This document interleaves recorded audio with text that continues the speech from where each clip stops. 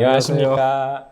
유방외과 전문의 이양민입니다. 안녕하세요. 정준입니다. 네, 오늘은 수술 중에 방사선 치료를 할 수 있는 게 우리나라에 유일하게 이제 강남 세브란스 병원에 있는데 인트라 오퍼레이티브 라디오 세라피, 일명 IORT라고 얘기하는 건데 그거에 대해서 좀 말씀을 나눠볼 거예요. 그래서 교수님, 이 IORT 그 수술 중 방사선 치료는 어떤 건가요?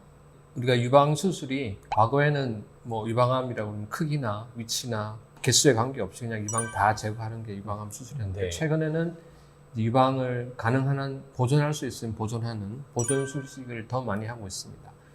근데 이제 이런 보존 수술이 가능하게 된 거는 수술하고 나서 남아있는 유방에 방사선 치료를 꼭 해야 된다는 그런 전제하에 가능한 거거든요. 네. 근데 이제 방사선 치료가 횟수가 지금은 이제 많이 줄어들었죠. 네, 많이 맞습니다. 줄었죠. 과거에는 33번 해서 6주 반을 이제 병원에 매일 와야 되는 그런 불편함이 좀 있죠. 특히 지방에 계신 분들. 우리나라는 크게 관계없지만 미국 같은 데는 땅덩어리가 크니까 접근성이 떨어지잖아요. 그런 것 때문에 이제 치료를 중단에 포기하는 경우도 생기고 하기 때문에 이제 그래서 수술 중에 한 번을 딱 하면은 뒤에 안 해도 되는 이제 그런 거를 위해서 개발된 게 수술 중 방사선 치료라고 생각하시면 돼요. 네. 그러면은 생각보다 정말 방사선을 한 번만 쬐고 끝나는 거잖아요. 그러면 굉장히 직장을 다니시는 분들한테도 도움이 많이 될 것 같고, 정말로 좀 내가 지방인데 서울에서 수술을 받으셨다, 이런 분들한테도 도움이 될 것 같은데,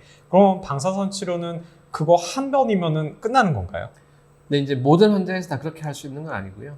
이제 재발의 위험이 아무래도 좀 적은 환자들, 뭐 여러 가지 있잖아요. 네. 그런 환자들한테서는 그게 가능하다고 되어 있습니다. 연구 결과도. 네. 근데 이제 재발률의 차이는 살짝 있긴 한데, 근데 그게 생존율의 차이까지는 보이지 않기 때문에 뭐 가능하다고 이렇게 얘기를 하고 있고, 대부분 이제 그렇지 않은 경우, 이제 재발의 위험이 좀 있다고 하는 경우에는 수술 중에 한번 하고 수술 후에 횟수를 좀 줄여서 네. 또 추가적인 방사선 치료를 하는 경우도 많이 있습니다.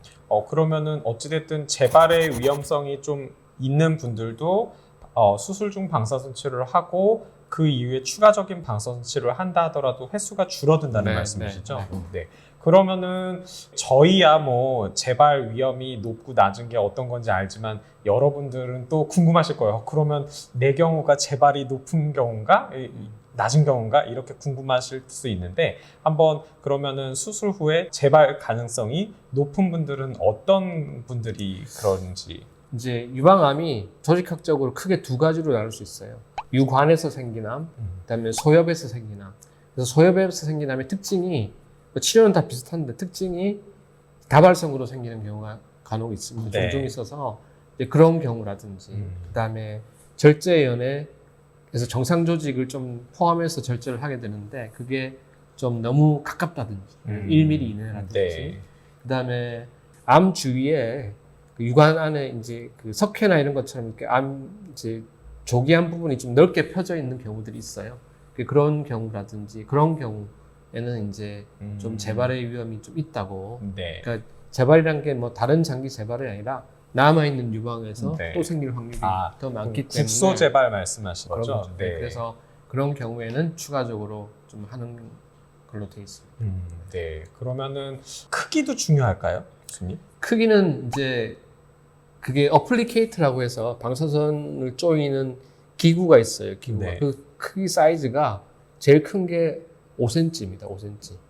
오, 굉장히 크네요. 네. 그래서 네. 그보다 더 크면은 절제 범위가 그건 좀 네네. 어렵죠. 네. 근데 이제 대부분 5cm 커버가 다 되기 때문에. 그쵸. 좀 정리해드리자면 재발 가능성이 낮은 분들한테서는 확실히 방사선 치료를 1회로 할 수도 있는 좋은 치료 방법이고, 그런 분들 같은 경우는 이제 소여암보다는 유관암인 경우, 그리고 이제 치문성 암만 있는 게 아니고 상피내암이 넓게 퍼져 있는 그런 분들은 아무래도 재발 위험성이 높고, 치문성 암만 있다든지 아니면 주변에 상피내암이 많지 않은 그런 분들한테 좀 도움이 될 거고, 이제 제가 부분 절제를 할 때 암만 띄는 게 아니라 주변의 정상 조직도 같이 일부분 포함한다고 말씀드렸잖아요. 그래서 그런 그 포함되는 정상 조직이 너무 조금 남은 경우, 그러니까 너무 가까운 경우죠. 그런 경우에서는 조금 어렵고 그게 충분히 유지가 되는 분들한테서는 이런 수술 중 방사선 치료가